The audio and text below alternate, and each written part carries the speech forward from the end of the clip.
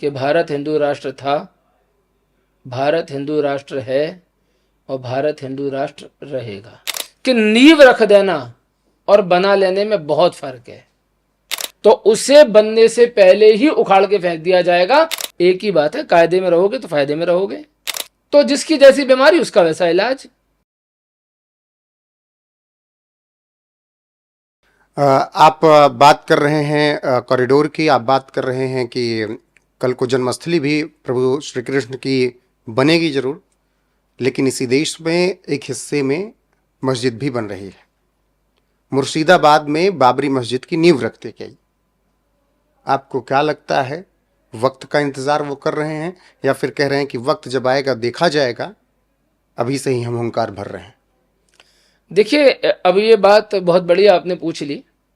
हम ये बात स्पष्ट रूप से कहना चाहते हैं और उसमें हमको ना कोई संकोच है और ना किसी से भय है। और हम पूर्ण सनातनी रूप से एक बात कहना चाहते हैं कि बाबर ने जब वो मस्जिद बनाई थी हमारे मंदिरों को तोड़ के, तो अंजाम क्या हुआ ये संसार ने देखा। आज अगर फिर कोई सनातन पे कुठाराघात करने की कोशिश करेगा तो उसका भी अंजाम वही होगा। पहले तो हम ये बात स्पष्ट रूप से कहना चाहते हैं कि नींव रख देना और बना लेने में बहुत फर्क है।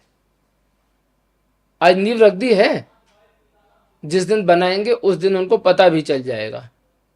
हम ये बात स्पष्ट रूप से कहना चाहते हैं कि जो कलंक बाबर जैसे दुष्ट ने हमारे भारत में बसा दिया था, उस कलंक को दोबारा कभी भी बसने नहीं दिया जाएगा, चाहे हमको उसके लिए कोई भी कीमत क्यों ना चुकानी पड़े। लेकिन कैसे करेंगे, सवाल तो ये भी है। नहीं तो जिस दिन वो बनाएंगे उस दिन उनको बता दिया जाएगा कि कैसे एक बार गलती हो गई। हमारे उस समय लोगों पे अन्याय करके बाबर ने एक वो बहुत बड़ी मस्जिद हमारे मंदिरों के ऊपर खड़ी कर दी थी, दोबारा ऐसा नहीं होगा। लेकिन जो नींव रख रहा है हुमायूं कबीर, वो तो अपना सर कटाने के लिए तैयार और कह रहा है कि धमकी देना हो तो पहले पश्चिम बंगाल आओ, यूपी में बैठ के धमकी क्या दे रहे हो, मेरा सर काट दोगे। मैं सर कटाने के लिए तैयार हूं, लेकिन मस्जिद बनेगी। और हम आपके चैनल के माध्यम से ये बात आज बता देना चाहते हैं कि वो व्यक्ति बंगाल में बैठ के बोलने से बोल सकता है, और हम इस चैनल के माध्यम से बता दे रहे हैं, जिस दिन सनातन पे कुठाराघात करने की चेष्टा होगी, जिस दिन बाबर की मस्जिद जैसी दूसरी कोई चीज बनाने की चेष्टा की जाएगी, तो उसे बनने से पहले ही उखाड़ के फेंक दिया जाएगा। हम लोग दोबारा उस पाप को नहीं बसने देंगे भारत में, जो एक बार हो चुका है। लेकिन वो करोड़ों सड़क पे उतर आए उसी दिन, बिरयानी खा के उन्होंने ईंट रख दी। नहीं तो ईंट रखना और ईंट को उखाड़ फेंक देने में कितनी देर लगेगी? ईंट को उखाड़ने में देर नहीं लगेगी। वो करोड़ों हैं तो हम भी करोड़ों हैं। अगर कोई, देखिए सनातन का एक रूल है, हम किसी के धर्म पर कोई भी आक्षेप नहीं लगाते हैं कभी भी।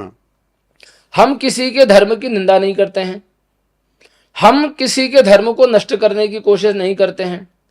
उसके बाद भी अगर कोई हमारे धर्म पे आक्षेप लगाएगा, हमारे धर्म को नष्ट करने की कोशिश करेगा, हमारे धर्म को बिगाड़ने की कोशिश करेगा, तो हम उसे नष्ट कर देंगे, चाहे वो कितना भी बड़ा हो। और हम ये बात स्पष्ट कहना चाहते हैं कि उस समय बाबर ने वो मस्जिद बना ली थी, अब बाबर का बाप भी उतर आएगा तो भारत में उस तरह का कोई भी चीज नहीं बनेगी, ये स्पष्ट बात है। ऐसी ही बाबरी की नींव अगर उत्तर प्रदेश में पड़ती तो क्या होता? हम पहले तो हमारे सरकार पे हमें बहुत विश्वास है, हमारे कानून पे हमें विश्वास है। हम निश्चित रूप से ये बात समझते हैं कि उत्तर प्रदेश में तो महाराज हमारे योगी बाबा विराजमान है, कोई इस तरह की कोशिश करने की सोच भी नहीं सकता। और दूसरी बात भी आपको बता दें, बंगाल का भी भविष्य तय है। क्या है बंगाल का भविष्य? जब तक बंगाल में एक विरोधी धर्म को पोषण करने वाली सरकार है, तब तक ये काम चल रहा है। बहुत जल्दी वो दिन आने वाला है जब बंगाल में भी भगवा लहराएगा और ऐसी ताकतें नष्ट कर दी जाएंगी। मतलब आप कह रहे हैं कि 2026 में ममता बनर्जी हार जाएंगे? निश्चित रूप से, निश्चित रूप से। जो व्यक्ति सनातन धर्म पे प्रहार करेगा, जो सनातन को नष्ट करने का प्रयास करेगा, जिस व्यक्ति को जय श्री राम के नारे से तकलीफ होगी, उसे भगवान कभी भी माफ नहीं करेंगे, और हमारे सनातनी भी। तो बहुत जल्दी वो समय आने वाला है। ममता बनर्जी भी तो हिंदू हैं, क्यों दिक्कत उनसे? अब वो कैसी हिंदू है हमको तो नहीं पता, कि वो मार्ग में निकल रही होती हैं और लोग जय श्री राम कर देते हैं तो वो ऐसे उछल जाती हैं कि जैसे दैत्य भगवान का नाम सुन के उछल जाते थे। तो मैं तो उनको हिंदू नहीं मानता। फिर क्या मानते हैं? नहीं, कहाँ, हिंदू तो भगवान के नाम से प्रफुल्लित तो होते हैं। आप भगवान के नाम, आपके सामने मैं भगवान का नाम लूं तो आप हाथ जोड़ोगे या नहीं जोड़ोगे? बिल्कुल। बस, तो आप हिंदू हो। जो नहीं जोड़ेगा वो क्या है वो खुद देखे, पर वो हिंदू नहीं है, ये गारंटी शुदा बात है। तो ये हम आपको स्पष्ट कर देना चाहते हैं कि जैसे हमारे यहाँ एक नारा लगाया जाता है कि घर घर भगवा छाएगा और राम राज फिर आएगा, तो ये बंगाल में बहुत जल्दी होने वाला है। हुमायूं कबीर जो कुछ कर रहा है, आपको उसके पीछे किसका हाथ नजर आता है? कुछ किसी का हाथ नहीं है। जैसे बंगाल की सरकार को स्पष्ट नजर आ रहा है कि अब अगले चुनाव में वहां से वो सरकार उखड़ने वाली है और वहां भगवा फहराएगा, तो वहां एक विपक्षी जो शक्तियां हैं उनको एकत्रित करने की एक दुस्साहस है, और कुछ भी नहीं है। इससे होना करना कुछ भी नहीं है। हिंदू राष्ट्र की राह में रोड़ा है कुछ लोग? नहीं, हिंदू राष्ट्र के मार्ग में रोड़ा कौन बन सकता है? क्योंकि रोड़ा तो उसके मार्ग में बना जाता है जो बनने जा रहा हो। मेरा ऐसा मानना है कि जैसे लोग कहते हैं कि हिंदू राष्ट्र बनेगा, हिंदू राष्ट्र बनेगा, नहीं, हम ऐसा सोचते हैं कि भारत हिंदू राष्ट्र था, भारत हिंदू राष्ट्र है और भारत हिंदू राष्ट्र रहेगा। अच्छा, जिस हिंदू राष्ट्र की अभी बात होती, क्या उस हिंदू राष्ट्र में मुसलमान रहेगा, ईसाई रहेगा? हाँ, हाँ बिल्कुल रहे। रहने में क्या दिक्कत है? कायदे में रहोगे तो फायदे में रहोगे। कायदा क्या होगा? कायदा तो वही है जो आप जानते हो। कौन नहीं जानता है कायदा? पर हाँ, ये स्पष्ट बात है कि चाहे कोई भी रहे, हमारे सनातन धर्म ने कभी भी ये बात नहीं की कि अगर भारत हिंदू राष्ट्र है तो तुम भाग जाओ, कि तुम भाग, कभी किसी को नहीं भगाया। और अगर हम भगाते तो बंटवारे के समय भगा देते।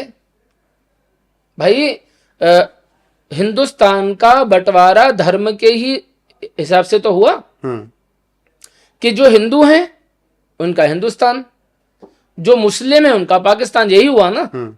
फिर भी करोड़ों करोड़ों मुस्लिम यहां रहे और आज भी हैं।